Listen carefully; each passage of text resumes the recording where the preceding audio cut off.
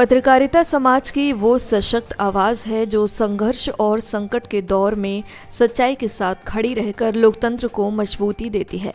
इसी कड़ी में नोएडा फिल्म सिटी स्थित मारवा स्टूडियोज में 3 दिवसीय 14वें global festival of journalism and AVGC Noida के पहले दिन के दूसरे सत्र में संघर्ष और संकट के दौरान पत्रकारिता स्थानीय से वैश्विक तक विषय पर चर्चा हुई।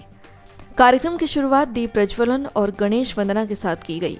इस अवसर पर festival president AAFT university of media and arts के chancellor doctor Sandeep Marwah, ambassador of Panama Alonso Correa Miguel, senior news anchor Amrita Garg, national editor Amar Ujala Rajkishore, senior executive editor TV9 Bharatvarsh Dinesh Gautam, chief editor digital AI and fact checking PTI Pratyush Ranjan, वरिष्ठ पत्रकार प्रफुल्ल कुमार श्रीवास्तव, वरिष्ठ पत्रकार परिमल कुमार मौजूद रहे।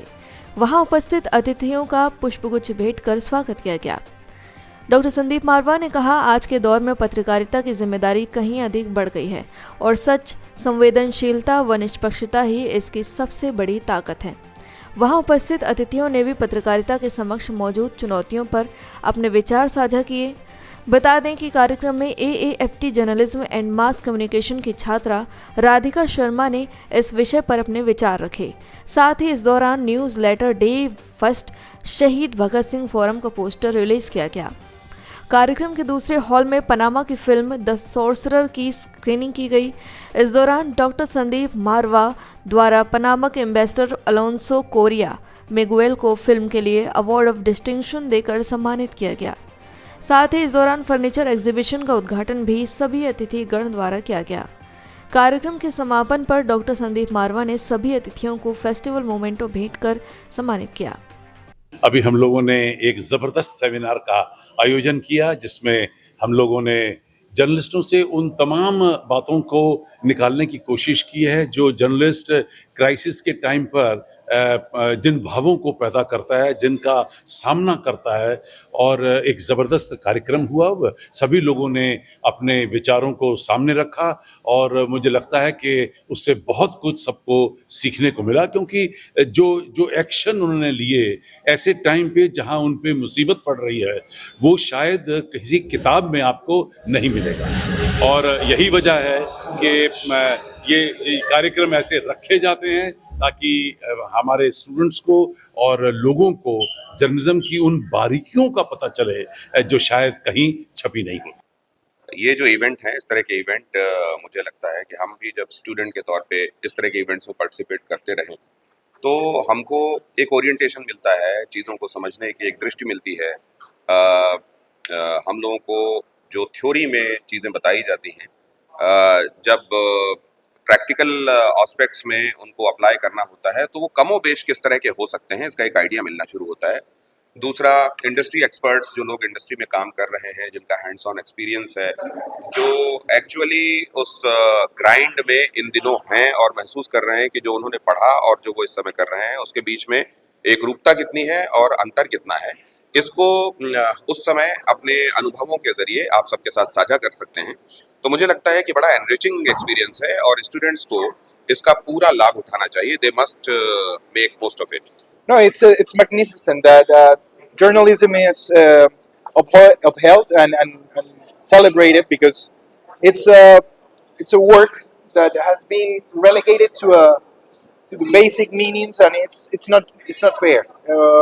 Journalism and journalists are one of the most important basic pillars in any society, and the work of information, the work of knowing how to tell people some things, it's one of the most important jobs we have, and we have to respect that, and we have to celebrate it. That's a very good. I'm very pleased. I'm very thankful. I'm very grateful for being here, surrounded by colleagues, journalist colleagues, and the future anchorman of India.